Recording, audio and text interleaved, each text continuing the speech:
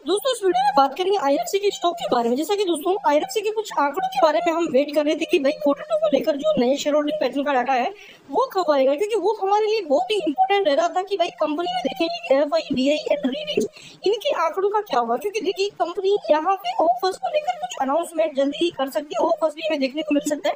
But offer से पहले अगर अपन देखें ना डाटा यहाँ पे कि भाई किसने कितना खरीदा, कितना बेचा, रिटेल, एफआई, डीआई सब का, तो वो डाटा हमारे सामने आ चुका है। यानी कि दोस्तों जो एफआई का एंड डीआई का जो डाटा है ना बहुत ही इंटरेस्टिंग डाटा है इस क्वार्टर का, क्योंकि एफआई एंड डीआई ने कुछ यहाँ पे चेंजेस किया है अपनी होल्डिंग के अंदर। तो Q2 के शेयर होल्डिंग पैटर्न जो इंपॉर्टेंट है वो इस वीडियो में अपन देखेंगे। एंड यहाँ से अपने ऑल टाइम हाई शेयर अभी टाइम कम से कम हमें 35% 30% के बीच यहाँ पे जो करेक्शन दे रखा है वो क्या है हमारे लिए, एंड ये क्यों हुआ है। क्योंकि देखिए ये हुआ है यहाँ पे एफआई की बिकॉल की वजह से, एंड ये गिरावट मौका है या धोखा है वो भी हम इस वीडियो में देखने वाले हैं। क्योंकि अभी के टाइम की जो सिचुएशन है वो ऐसी है कि रिटेल सबसे ज्यादा पैनिक, क्योंकि शेयर ने ना तो रिटर्न दिया है। देखिए मानते हैं चलो भागते हैं शेयर, बट भागने के बाद गिरते हैं, बट यहाँ पे भाई भागा ही नहीं, उल्टा गिर रहा है।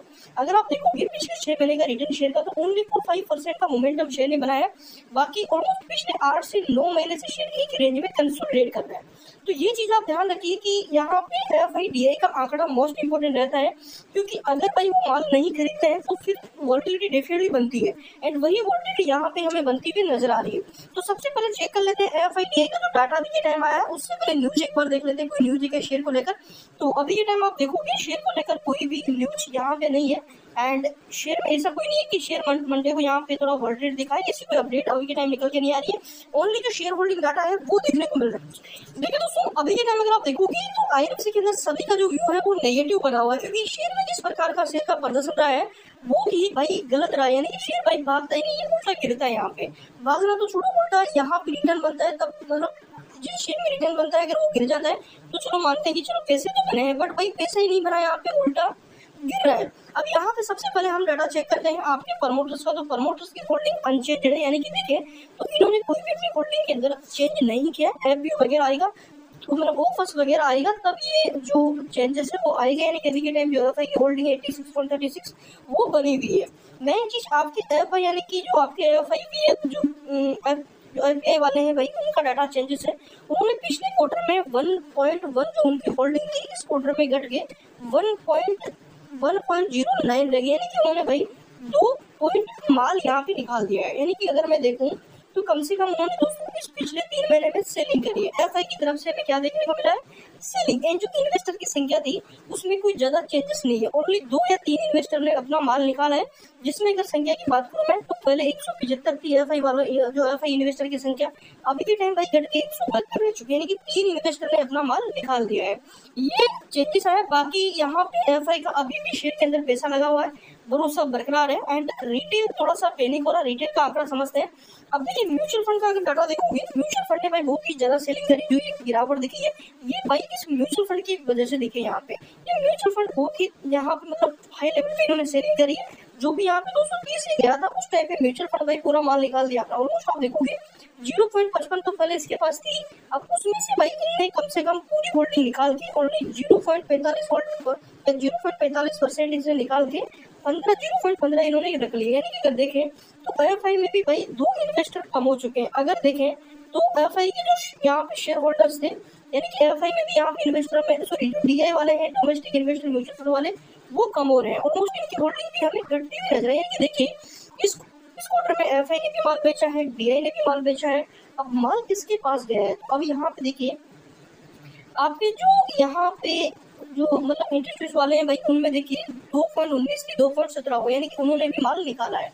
एफआई हो गया, डीआई हो गया, म्यूचुअल फंड हो गया, आपके यहाँ पे ये मतलब इंटरेस्ट वाले हो गए, ये भी माल निकाल रहे हैं। कि सभी जो बड़े बड़े प्लेयर हैं इनकी तरफ से इस क्वार्टर में सेलिंग नजर आई है, क्योंकि इनको ओवरबोर्ड वैल्यू में शेयर लग रहा है। अब यहाँ पे सबसे बड़ा फैक्ट है पब्लिक का। पब्लिक का क्या हुआ है, तो पब्लिक के पास भाई कोई भी चेंजेस नहीं है। पब्लिक का डाटा अगर आप देखोगे तो पब्लिक के पास भाई सितंबर 2024 के पिछले क्वार्टर में भी ऑलमोस्ट 11 साढ़े 11% माल था।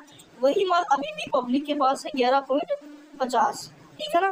तो पब्लिक से कोई ऐसा नहीं कि कुछ ज्यादा माल छीना गया या पब्लिक को बेचा गया, नॉर्मली के सभी ने माल बेचा है। पब्लिक के पास अगर बताऊं मैं तो ऑलमोस्ट आप मान के चलो पहले 11 था 11.5 था, वो अभी के टाइम बढ़ के हो चुका है ऑलमोस्ट यहाँ पे 12 से 12.5%, यानी कि पब्लिक को माल बेचा गया है, पब्लिक ने माल खरीदा है गिरावट में अपॉर्चुनिटी समझ के। तो ये आंकड़े नजर आए, बट मैं यहाँ पे इस आंकड़े को ज़्यादा नेगेटिव नहीं लूंगा, क्योंकि जिस प्रकार शेयर अपने ऑल टाइम हाई से गिरा है, गिरावट में सेलिंग आई है बड़े प्लेयर्स की तरफ से, इसलिए ये शेयर गिरा है।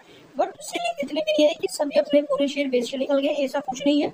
अभी भी बड़े बड़े प्लेयर्स के पास, एफआई के पास आप देख लो जो अच्छी खासी होल्डिंग है वो बनी भी, ऐसा नहीं कि एफआई पूरा माल ही बेच के निकल गया। एफआई के पास 1.09 अभी भी है एफआई के पास, यानी एफआई ने भी होल्डिंग बना रखी है।